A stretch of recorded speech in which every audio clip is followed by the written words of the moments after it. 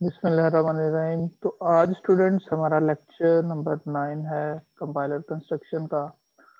Previously हमने जो construction किया था फ्रॉम एनएफए टू डीएफए को कंस्ट्रक्ट किया था और अल्टीमेटली उसका एल्गोरिदम जो है वो हमने देखा था, और उस एल्गोरिदम से रिलेटेड एक हमने एनएफए के ऊपर वो एल्गोरिदम एग्जीक्यूट करके देखा था और फाइनली हमें एक डीएफए मिल गया था।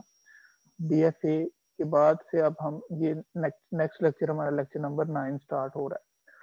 तो जो हमें डीएफए मिलता है as a result of NFA to DFA conversion, तो जब उसको हम गौर से देखें अगर, तो उसमें कुछ रिडंडेंट स्टेट्स होती हैं, यानी ऐसी स्टेट्स जिनको अगर मर्ज भी कर दिया जाए तो हमारी जो स्ट्रिंग है जो एक्सेप्ट हो रही है या जिस एक्सप्रेशन के लिए वो डीएफए हमने जनरेट की है उस पर कोई इफेक्ट नहीं होता।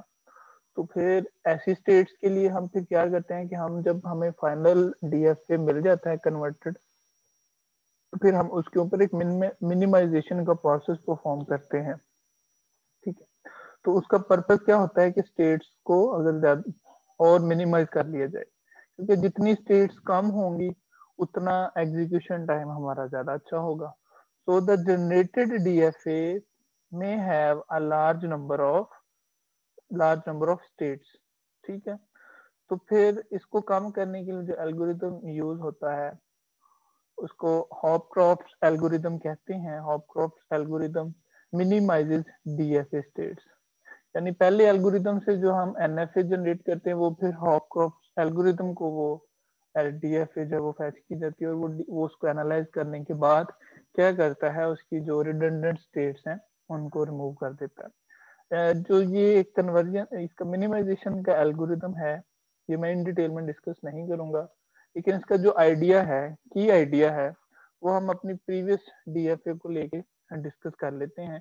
ये किस आइडिया के थ्रू क्या करते हैं, इनको मिनिमाइज करता है। ठीक है, तो अल्टीमेटली क्या होता है, आइडिया का क्या है,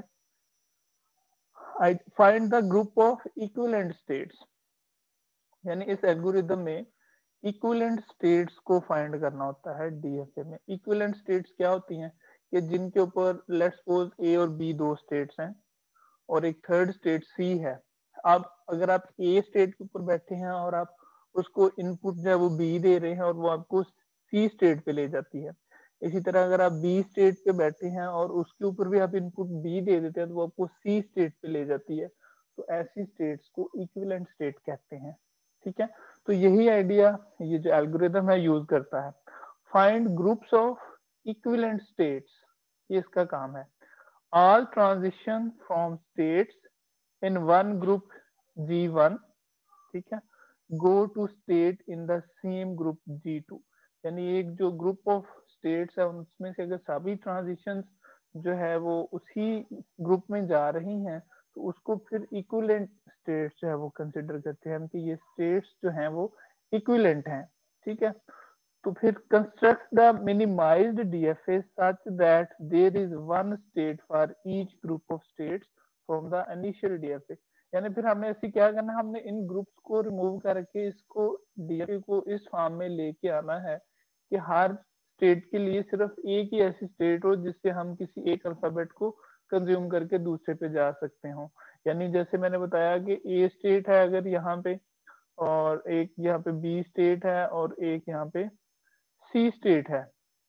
ठीक है, तो अगर हम एक ही अल्फाबेट ए यूज करते हुए यानी इन एक इस स्टेट पे पहुंच सकते हैं, यानी अगर आप इसको कंसिडर कर लेंगे ये हमारी एक सी या कोई और स्टेट है, तो हम यहाँ पे भी बी कंज्यूम करने के बाद अगर इस साइड पे हम चले एरो लगा लेते हैं, इस स्टेट पे पहुंच रहे हैं और इधर भी हम बी यूज करने के बाद इस स्टेट पे पहुंच रहे हैं, तो हम ये इसको कहेंगे कि ये G1 ग्रुप है जिसपे हम एक इनपुट पे G2 ग्रुप सेम स्टेट पे जा रहा होता है।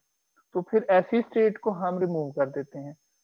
इसी को हमने बोल रहे हैं कि ये मिनिमाइजेशन प्रोसेस है, और यही आइडिया जो है एल्गोरिदम यूज करता है। अब इस डीएफए को ले लेते हैं। तो इस डीएफए को अगर आप गौर से देखें तो यहाँ पे आपको एक तो ये वाला अल्फाबेट ए कंज्यूम करके हम जा रहे हैं बी स्टेट के ऊपर, और एक यहाँ से आप देखें तो अगेन आप अल्फाबेट ए कंज्यूम करके हम कहाँ पे जा रहे हैं, बी के ऊपर ही जा रहे हैं। ठीक है, तो यहाँ से हम जो है वो बी कंज्यूम करके दोबारा वापस यहाँ पे सी पे आ रहे हैं, और सी से फिर आगे सिर्फ वही अल्फाबेट ए है जिसको कंज्यूम करके हम सेम स्टेट दोनों पे जा रहे हैं, यानी बी पे जा रहे हैं। तो इसको एज एग्जांपल लेके हम इसको मिनिमाइज कर सकते हैं, यानी अगर हम इन दोनों स्टेट्स को ए और सी को मर्ज कर दें और यहाँ पे बी के लिए हम लूप लगा दें और ए के लिए जस्ट इसी स्टेट को रहने दें, तो ये मिनिमाइज हो जाएगी। ठीक है, और ये जो है हमारा, इसको इनिशियल स्टेट यहाँ पे ले जाएं, इधर से के बी पे यहाँ पे चला जाए इनिशियल पे, और यहाँ पे जितने भी हमको कंज्यूम कर सके, तो हमारी ये जो एक्सप्रेशन है इसकी एक्सेप्टेंस पे कोई फर्क नहीं आएगा, हम इसको आसानी से मिनिमाइज कर सकते हैं। ठीक है, ये प्रीवियस एग्जांपल है जो हमने DFA converted NFA to DFA convert किया था, उसी को लेके ये मैं बात कर रहा हूँ। तो ये वाला आइडिया इस एल्गोरिदम जो ये एल्गोरिदम यूज करता है, और वो फिर फाइनली हमें मिनिमाइज्ड डीएफए प्रोवाइड करता है। ठीक है, अब यहाँ पे आप देख सकते हैं कि ए और सी को हमने मर्ज कर दिया और बी का यहाँ पे हमने एक लूप बना दिया, और बाकी कोई फर्क नहीं है, बाकी पहले वाला ही सिंपल है। तो अब हमारी जो स्टेट्स, एक स्टेट है वो कम हो गई है। तो minimised DFA for regular expression, ठीक है, ये हमारे पास एट दी फाइनल प्रोडक्ट जो आ जाती है वो मिल जाती है। ठीक है, तो यहाँ तक तो काफी हो गया। अभी यहाँ तक हमारा जो हमने ऑटोमेटेड लेक्सिकल एनालाइजर बनाने की बात की थी, जिसकी वजह से फिर हमने जो थ्योरी ऑफ ऑटोमेटा के कंसेप्ट को देखा, एनएफए डीएफए इनकी प्रॉपर्टीज देखी, और अल्टीमेटली हमने कहा कि डीएफए बेस्ट है ऑटोमेटेड टोकनाइजेशन करने के लिए। तो फिर हमने एनएफए से डीएफए बनाई और डीएफए को हमने मिनिमाइज किया। अब हमने वापस जिस स्टेज से हम शुरू हुए थे, यानी लेक्सिकल एनालाइजर जो हमने हाथ से बनाया था और उसको हम ऑटोमेटेड करना चाह रहे थे, उसके लिए हमने ये सारा जितनी भी प्रोसेस को स्टडी किया। उसके बाद हम फाइनल एंड पे हम पहुंच गए अब कि अब हमारे पास डीएफए आ गया है। अब इस डीएफए को यूज करते हुए, रेगुलर एक्सप्रेशंस को यूज करते हुए हम क्या कर सकते हैं, हम ऑटोमेटेड टूल बना सकते हैं। अब उसकी सिमुलेशन थोड़ी मैं आपको दिखा देता हूँ। हमने एक एक्सेप्टर की बात की थी, जिसमें मैंने आपको एक्सेप्टर का बताया था एक्सेप्टर का क्या काम होता है, जिसमें वो बताता है कि ये गिवन जो इनपुट है वो इस रेगुलर एक्सप्रेशन का हिस्सा है या नहीं है, जिसको मैंने कहा था कि वो सिंटैक्स एरर वगैरह को रिपोर्ट करने के लिए भी यूज होता है। ये उसी मैकेनिज्म को जो हमने डीएफए का किया यूज करते हुए ये एक्सेप्टर काम करता है, और यही वाला मैकेनिज्म आगे फिर लेक्सिकल एनालाइजर या फिर स्कैनर यूज करता है इनपुट स्ट्रीम को स्कैन करने के लिए, टोकनाइजेशन करने के लिए। अब पहले हम यहाँ पे एक्सेप्टर की बात कर लेते हैं कि जो हमने एक्सेप्टर की बात की थी वो कैसे काम करेगा। ये सारा कुछ रीड करने के बाद हम एक्सेप्टर को एक रेगुलर एक्सप्रेशन दे देते हैं। ठीक है, रेगुलर एक्सप्रेशन, अब आपको क्लियर होना चाहिए कि रेगुलर एक्सप्रेशन क्या है। रेगुलर एक्सप्रेशन एक सेट ऑफ लैंग्वेजेस को डिफाइन कर रही होती है, जिसमें हम मल्टीपल स्ट्रिंग्स जनरेट कर रहे होते हैं ऐसी किसी एक लैंग्वेज की। हम एक रेगुलर एक्सप्रेशन देते हैं एक्सेप्टर को, एक्सेप्टर उस रेगुलर एक्सप्रेशन से एनएफए बनाता है। अब ये सारे जो स्टेप्स हैं ये हम वन बाय वन करके आ चुके हैं पीछे, यानी हमने रेगुलर एक्सप्रेशन से एनएफए बिल्ड की, एनएफए से फिर हमने क्या किया, एनएफए से हमने डीएफए को बिल्ड किया जो प्रीवियस लेक्चर में ही किया हमने, और डीएफए को फिर इस लेक्चर में हमने देखा कि हम उसको भी मिनिमाइज कर लेते हैं, और अब इस डीएफए को हम सिमुलेट करते हैं। ठीक है, अब गिवन इनपुट के लिए अब ये डीएफए सिमुलेट करता है, यानी इसके एल्गोरिथम में रेगुलर एक्सप्रेशन ऑलरेडी फैच होती है कि इसने इस रेगुलर एक्सप्रेशन से रिलेटेड सारी स्ट्रिंग्स को एक्सेप्ट करना है, जो इस रेगुलर एक्सप्रेशन से बिलोंग नहीं करती उसको एक्सेप्ट नहीं करना, और इसको इनपुट स्ट्रिंग्स कोई भी हम दे देते हैं।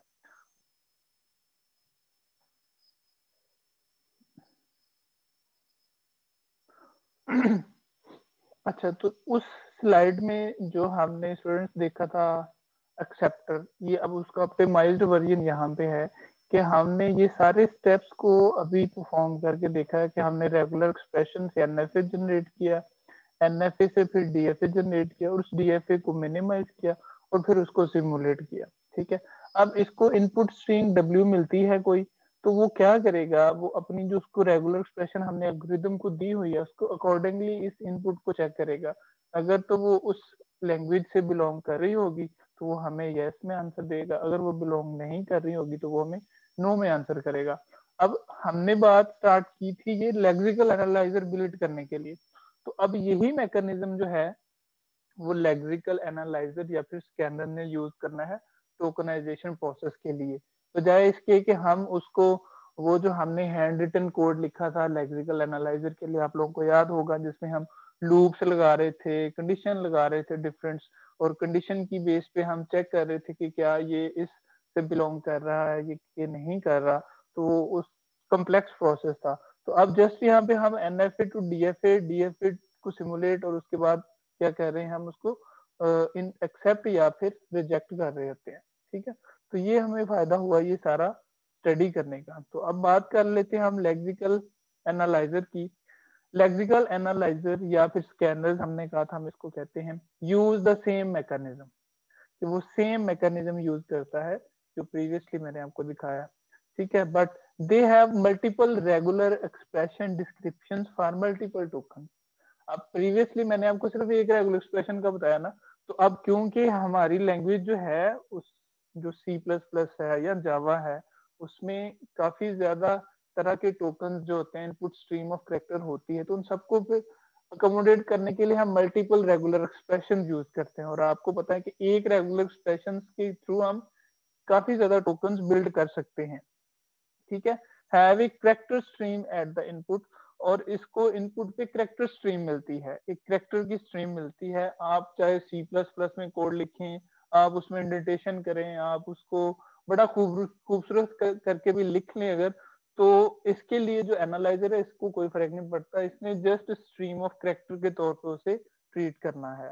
ठीक है, अच्छा दूसरा returns a sequence of matching token at the output, और इसने एट द एंड हमें एक मैचिंग टोकन का सीक्वेंस देना है, या फिर कोई एरर अगर आती है, अगर वो लैंग्वेज से बिलोंग नहीं करती उस एरर को रिपोर्ट करता है। ठीक है, फर्दर ये लेक्सिकल एनालाइजर की अगर हम बात करें तो इसको सिमुलेशन के थ्रू मैं आपको दिखा देता हूँ कि लेट्स सपोज ये रेगुलर एक्सप्रेशंस जो हम ले रहे हैं वो एक से ज्यादा, जैसे मैंने बताया कि लेक्सिकल एनालाइजर की केस में वो रेगुलर एक्सप्रेशन एक से ज्यादा होंगी, तो हमने इसको रेगुलर एक्सप्रेशन एक से ज्यादा फेच की, और उन रेगुलर एक्सप्रेशंस के लिए मल्टीपल रेगुलर एक्सप्रेशंस के लिए हमने एनएफए बनाई।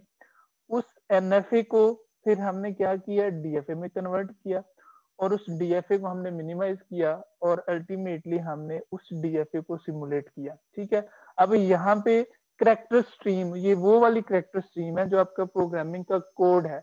अब वो कैरेक्टर स्ट्रीम हम इसको इस सिमुलेशन को एज अ इनपुट देते हैं, और ये हमें एक टोकन की स्ट्रीम जनरेट करके दे देता है। ठीक है, ठीक। अब the lexical analysis process can be automated. अब हम इस बात को कह सकते हैं कि जो लेक्सिकल एनालिसिस का प्रोसेस है उसको ऑटोमेट किया जा सकता है। वी ओनली नीड टू, हमने जरूरत किस चीज की पड़ेगी, रेगुलर एक्सप्रेशन फॉर टोकन्स, हमने रेगुलर एक्सप्रेशन जो चाहिए वो उसकी लिस्ट हमें देनी है, और उसके बाद रूल प्रायोरिटीज, जो रूल्स डिफरेंट हैं, रूल्स प्रायोरिटीज क्या थी, कि जिसमें हम ये वाली प्रॉपर्टीज बताएंगे कि ये वाइल है या इफ है, ये कौन सा कीवर्ड है, रिजर्व कीवर्ड है, इस तरह के जो रूल सेट करने हैं वो रूल्स इसको प्रोवाइड करने हैं, और ये हमारा ऑटोमेटेड एक टूल बन के हमें क्या करेगा, उसकी जो आउटपुट है हमें रिजल्ट जो है वो शो कर देगा। ठीक है,